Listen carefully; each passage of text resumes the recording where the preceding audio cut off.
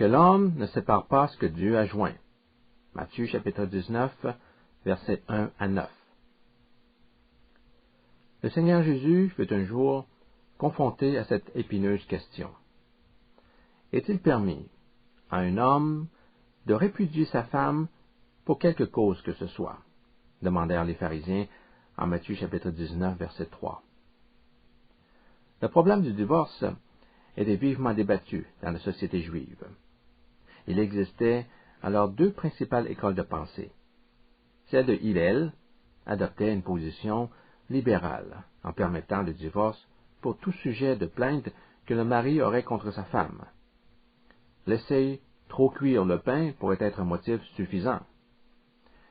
L'école de Shammai, beaucoup plus conservatrice, affirmait que le divorce n'était permis que dans le contexte d'une faute grave impliquant une immoralité sexuelle. Encore aujourd'hui, le divorce suscite la controverse au sein de l'Église. La situation est souvent rendue confuse par la diversité des opinions. À une extrémité, il y a des gens qui pensent qu'il n'existe aucun motif pour légitimer le divorce. D'autres soutiennent que le divorce peut être permis si le couple n'arrive pas à s'entendre et que la relation cause plus de tort que de bien. La parole de Dieu permet-elle la dissolution des liens du mariage? Malgré la polémique, la réponse de Jésus est claire. Le divorce n'est presque jamais permis.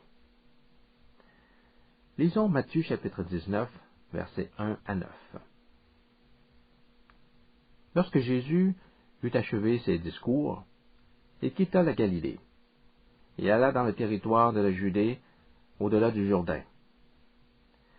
Une grande foule le suivit, et là, il guérit les malades. Les pharisiens l'abordèrent et dirent pour l'éprouver, « Est-il permis à un homme de répudier sa femme pour un motif quelconque? » Il répondit, « N'avez-vous pas lu que le Créateur, au commencement, fit l'homme et la femme, et qu'il dit, « C'est pourquoi l'homme quittera son père et sa mère, et s'attachera à sa femme, et les deux deviendront une seule chair. » Ainsi, ils ne sont plus deux, mais ils sont une seule chair. Que l'homme donc ne sépare pas ce que Dieu a joint. Pourquoi donc, lui dirent-ils, Moïse a-t-il prescrit de donner à la femme une lettre de divorce et de la répudier? Il leur répondit, c'est à cause de la dureté de votre cœur que Moïse a permis de répudier vos femmes. Au commencement, il n'en était pas ainsi. Mais je vous dis que celui qui répudie sa femme, sauf pour infidélité, et qui en épouse une autre, commet un adultère. Par cette réponse, Jésus montre aux pharisiens que le divorce n'est pas une chose approuvée par Dieu. Et comme s'il voulait s'assurer d'être bien entendu, il répète le même enseignement à 3 autres endroits. Matthieu chapitre 5, verset 32. Mais moi, je vous dis que celui qui répudie sa femme, sauf pour cause d'infidélité, l'expose à devenir adultère. Luc chapitre 16, verset 18. Quiconque répudie sa femme et en épouse une autre commet l'adultère. Marc chapitre 10, verset 11. Celui qui répudie sa femme et en épouse une autre commet l'adultère envers la première. Dans tous ces passages, Jésus déclare que le divorce n'est pas admissible. Dieu n'a jamais envisagé le divorce pour le couple marié. Son idéal est que l'homme et la femme demeurent unis aussi longtemps qu'ils vivent. Vous êtes-vous déjà demandé pourquoi Jésus insiste tant sur l'indissolubilité du lien marital? Le choix du divorce devrait appartenir aux parties intéressées uniquement, c'est-à-dire au mari et à son épouse. Ce sont eux qui vivent la relation. S'ils n'arrivent plus à s'entendre, n'est-il pas logique de penser que la décision de divorcer relève du couple en difficulté et de personne d'autre? s'il n'existe plus d'espoir pour notre mariage. Il vaut mieux que nous poursuivions notre vie sans l'autre. Tu choisis ton chemin et je prends le mien. De cette façon, nous ne nous taperons plus sur les nerfs. Nous avons essayé de vivre ensemble pendant toutes ces années, mais visiblement, ça ne marche pas. Je ne t'accuse pas nécessairement d'être une mauvaise personne, et je ne me considère pas comme une mauvaise personne non plus. Le problème, c'est la trop grande différence entre nos caractères. Nous avons des personnalités incompatibles. Évitons de nous rendre davantage misérables. Tu reprends pleinement possession de ta vie, et je fais de même de mon côté. Et si tu le désires, nous pouvons encore être des amis, mais sans être mariés.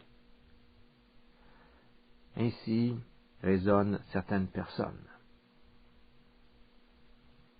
Un mariage qui déraille se transforme souvent en une relation infernale, dans laquelle la présence de l'un rebute l'autre.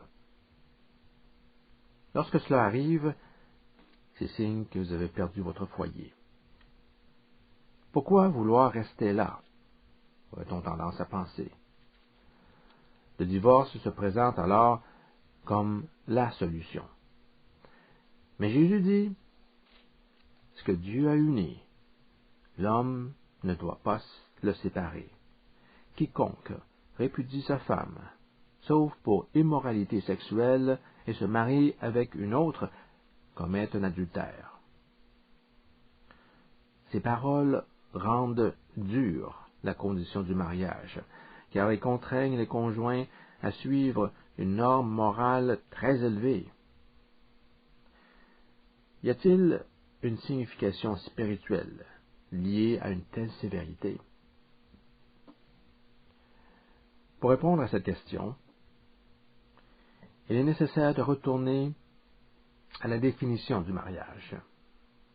C'est ce que Jésus a fait avec les pharisiens. Il n'a pas voulu parler du divorce sans leur avoir rappelé l'intention originelle de Dieu pour le mariage. C'est comme s'il leur disait, « Il n'est pas possible de discuter de votre question sans connaître ce que Dieu voulait en instituant le mariage. » Alors, qu'est-ce que le mariage? Selon la perspective biblique, le mariage est d'abord et avant tout une alliance. Une alliance entre un homme et une femme qui s'engagent librement à vivre en commun. Cette union exclut toute autre personne. Elle est le lien le plus intime qui existe sur la terre, étant plus important même que celui qui existe entre un parent et son enfant. Elle comprend la camaraderie, Genèse chapitre 2, verset 18, la complémentarité, Genèse chapitre 2, versets 18 et 20, et la procréation, Genèse chapitre 1, verset 28. Le mariage est aussi la plus durable des relations humaines. Jésus insiste sur le fait qu'il constitue une obligation pour la vie. Le divorce n'est donc pas une option valable, sauf dans une situation particulière. La seule cause légitime de divorce, dit Jésus au verset 9, est l'immoralité sexuelle. Il s'agit du terme grec porneia, qui a aussi pour traduction les mots infidélité, adultère, fornication et inconduite sexuelle. Pourquoi l'adultère est-elle la seule raison admise pour le divorce? Parce qu'en cas d'adultère, les liens du mariage sont déjà dissous de fait. La violation volontaire de l'engagement de fidélité dans le mariage brise ipso facto la relation conjugale. En réaction à la question sur le divorce, Jésus ramène les pharisiens au récit de la création et cite 2 versets. Voici ce qu'il dit. Matthieu chapitre 19, verset 4. Et lui, répondant, leur dit, « N'avez-vous pas lu que celui qui les a faits, dès le commencement, les a fait mâles et femelles? »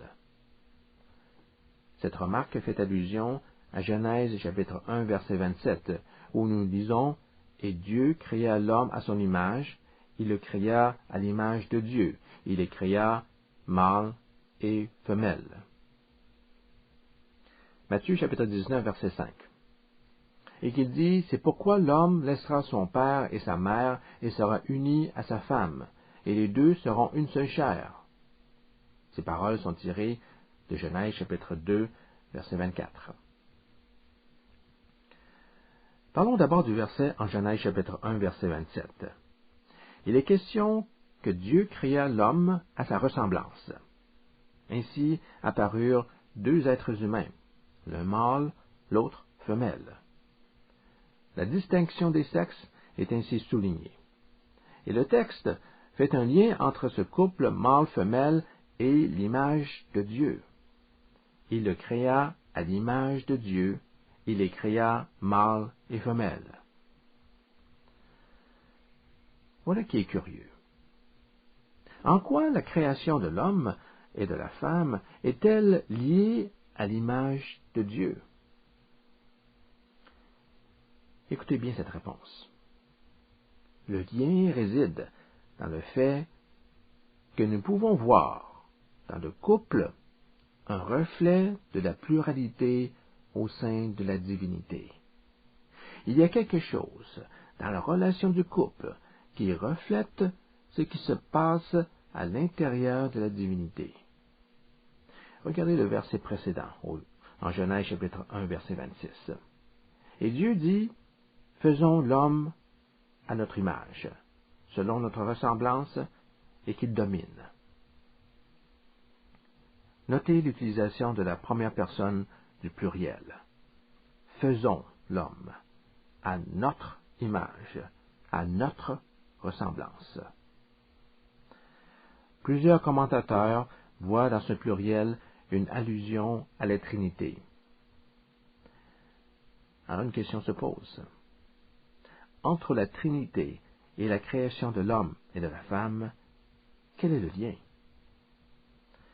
Voici ce que j'aimerais vous suggérer.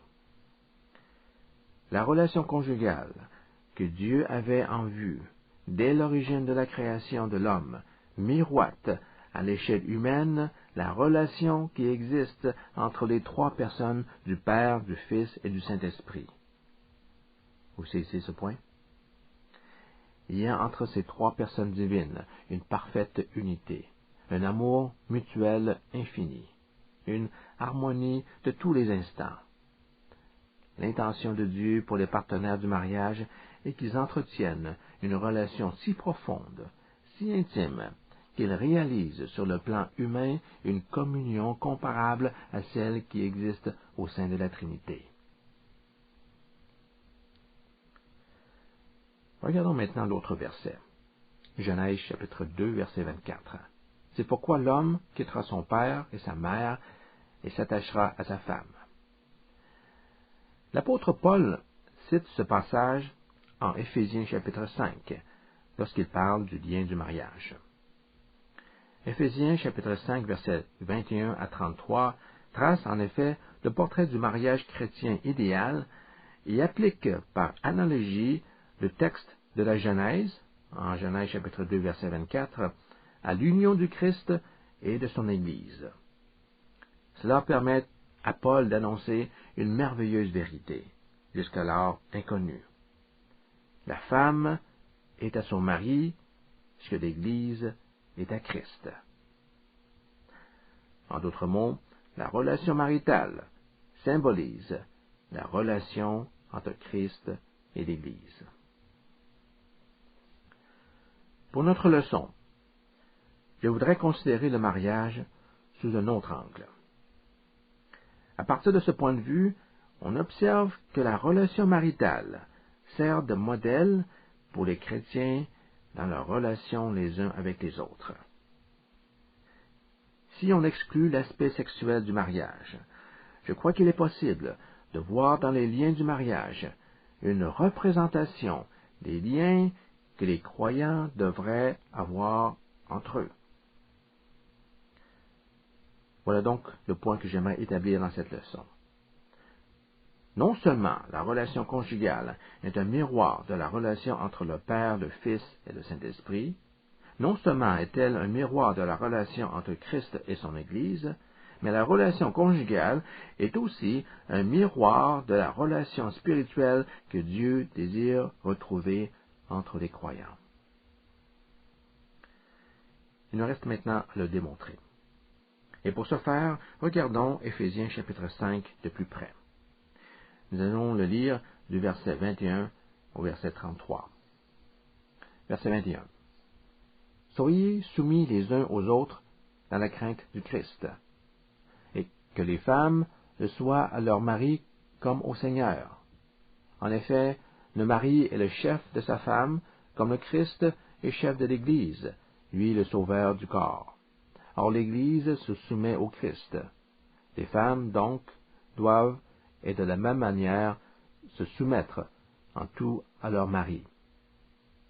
Marie, aimez vos femmes, comme le Christ a aimé l'Église, et s'est livré pour elle, afin de la sanctifier en la purifiant par le bain d'eau qu'une parole accompagne. Car il voulait se la présenter à lui-même toute resplendissante, sans tache, ni ride, ni rien de tel, mais sainte et immaculée. Ce passage a pour thème le rôle et les devoirs réciproques des époux. Mais il est curieux de constater que Paul semble sortir régulièrement de son sujet. Il parle du mariage, et subitement, il change de perspective et parle de Christ et de son Église. Tout au long de cette section, il alterne entre ces deux sujets qu'il compare entre eux. Voyez-vous, il y a dans l'esprit de Paul une corrélation entre le mariage et l'union du Christ à son Église. Et nous en devinons une autre entre le mariage et l'union des chrétiens dans le corps du Christ, c'est-à-dire l'Église. Verset 28. De la même façon, les maris doivent aimer leur femme comme leur propre corps. Aimer sa femme, c'est s'aimer soi-même. Car nul n'a jamais haï sa propre chair. On la nourrit, au contraire, et on en prend bien soin. C'est justement ce que le Christ fait pour l'Église. Ne sommes-nous pas les membres de son corps? Voici donc que l'homme quittera son père et sa mère pour s'attacher à sa femme, et les deux ne feront qu'une seule chair. Ce mystère est de grande portée. Je veux dire qu'il s'applique au Christ et à l'Église. Bref, en ce qui vous concerne, que chacun aime sa femme comme soi-même, et que la femme révère son mari. À partir de ce passage, en Éphésiens chapitre 5, j'aimerais vous présenter 3 points pour expliquer comment les relations avec nos frères et sœurs devraient reproduire spirituellement ce que Dieu avait prévu dans la relation maritale.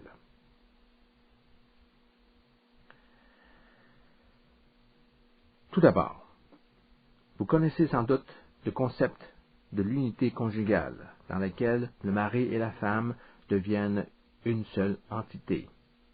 L'apôtre Paul y fait référence au verset 31, en citant Genèse chapitre 2, verset 24, où il est question d'une seule chair. C'est pourquoi l'homme quittera son père et sa mère et s'attachera à sa femme, et les deux deviendront une seule chair. Le mot hébreu pour chair, bazar, désigne le corps d'un être vivant. L'époux et l'épouse, en s'unissant, deviennent une seule chair, dans le sens qu'ils forment désormais un seul corps et deviennent une unité corporelle. Mais comment cela est-il possible? Voyez, pour parler de mariage, il ne suffit pas que deux personnes conviennent de vivre ensemble en se promettant fidélité. Dans le mariage, Nous lisons en Éphésiens chapitre 5, verset 21, que le couple se soumet l'un à l'autre dans la crainte du Christ. Chacun se donne à l'autre, pénétré par un esprit de révérence pour Dieu. Chacun prend soin de l'autre de la même façon que le Seigneur prend soin de son Église. Éphésiens chapitre 5, verset 29. Les deux veulent faire partie de la vie de l'autre. Ils aspirent à voir leurs propres os devenir les os de l'autre et leur chair devenir la chair de l'autre. Éphésiens chapitre 5, verset 30. La fusion des deux êtres est alors le résultat d'une intervention divine. Dieu prend ce désir de s'unir et réalise l'idéal de la relation maritale de sorte que mari et femme deviennent une seule chair, un seul corps. Paul utilise plusieurs fois l'image du corps humain pour représenter l'Église. Il explique que l'Église est le corps du Christ, dont chaque croyant fait partie. Nous lisons par exemple en Romains chapitre 12, verset 5, « Ainsi, nous, les croyants, qui sommes plusieurs, nous formons un seul corps en Christ, et nous sommes tous membres les uns des autres. » Tout comme le corps comprend plusieurs membres, les croyants, tous ensemble, forment un corps spirituel et constituent l'Église de Christ.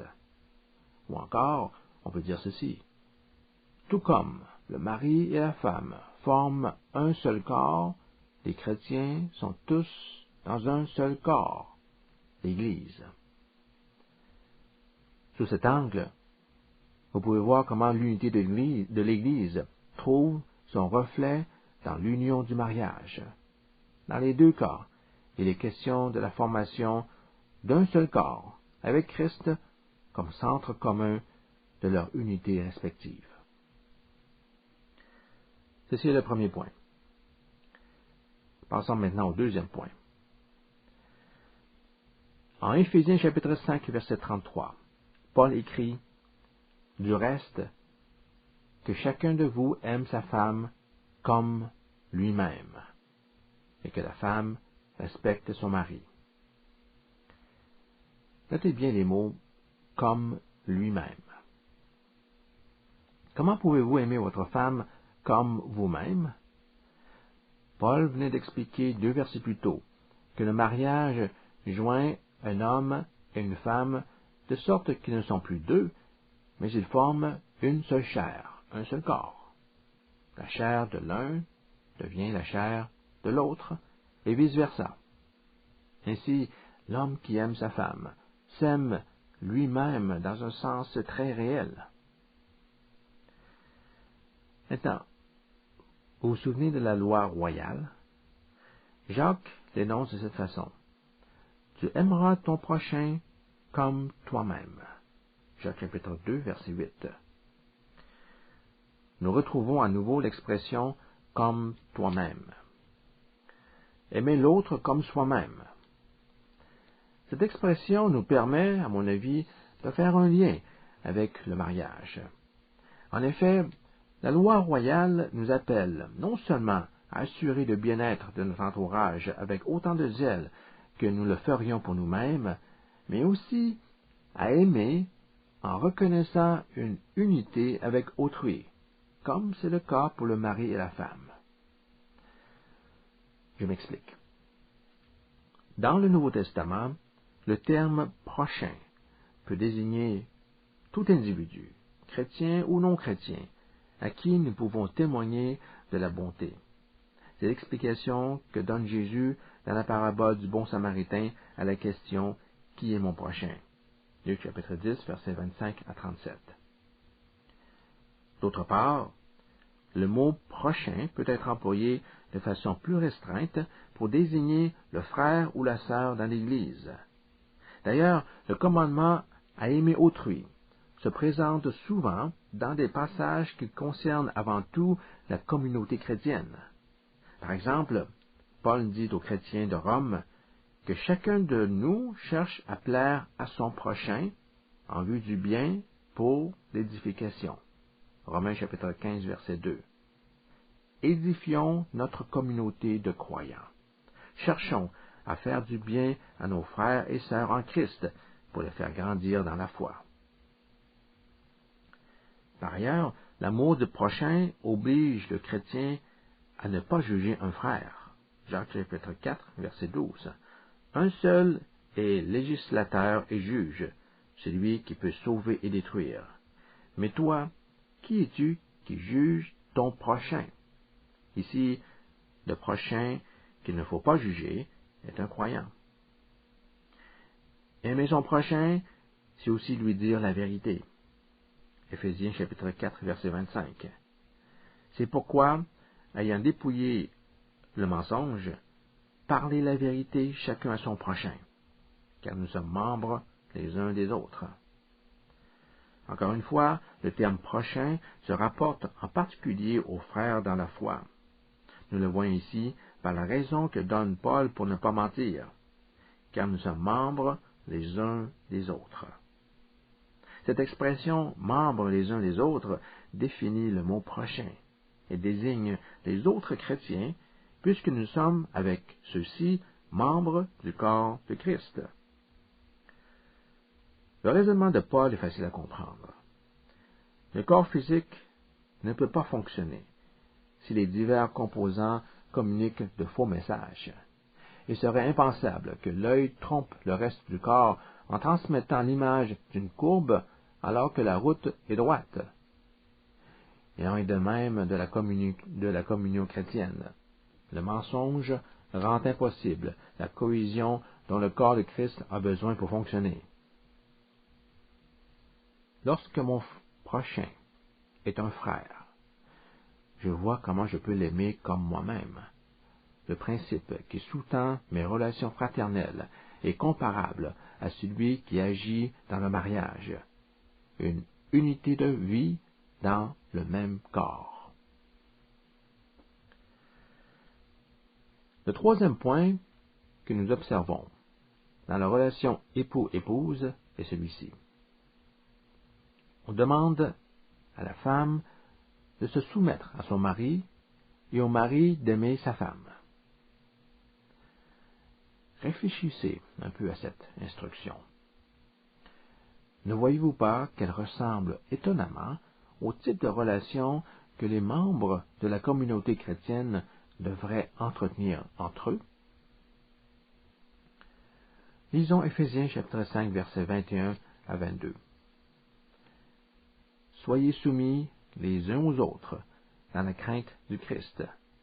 Que les femmes le soient à leur mari comme au Seigneur. La soumission du croyant est prescrite par la parole de Dieu à de multiples endroits. Si on ne s'en tient qu'aux lettres de Paul, le verbe « soumettre » apparaît déjà 24 fois. Le principe est appliqué ici aux relations dans l'Église, puis plus spécifiquement à la relation maritale, que la femme soit soumise à son mari. Est-ce que cela signifie que le devoir de soumission ne s'applique pas au mari? Certes non. Relisons le verset 21. Soyez soumis les uns aux autres. La soumission est un devoir réciproque. Nous voyons au verset 25 que le mari a le devoir de se soumettre à sa femme dans son amour pour elle. Marie, aimez vos femmes. De quelle façon le mari doit-il aimer sa femme? Lisons le reste de la phrase. Comme Christ a aimé l'Église et s'est livré lui-même pour elle. Le mari doit aimer sa femme dans le même esprit que Christ a aimé l'Église et s'est dévoué pour elle à la mort. La responsabilité du mari à l'égard de sa femme est donc de l'aimer au point de renoncer à tout, même à la vie, pour son bien-être. Cette caractéristique de l'amour dans le mariage nous fait penser à l'amour que l'apôtre Jean appelle les chrétiens à avoir les uns pour les autres. Écoutez 1 Jean chapitre 3 verset 16. Nous avons connu l'amour en ce qu'il a donné sa vie pour nous. Nous aussi, nous devons donner notre vie pour les frères. Notre vie devrait constituer une offrande perpétuelle pour les autres chrétiens, et nous devrions même être prêts, si nécessaire, à mourir pour eux.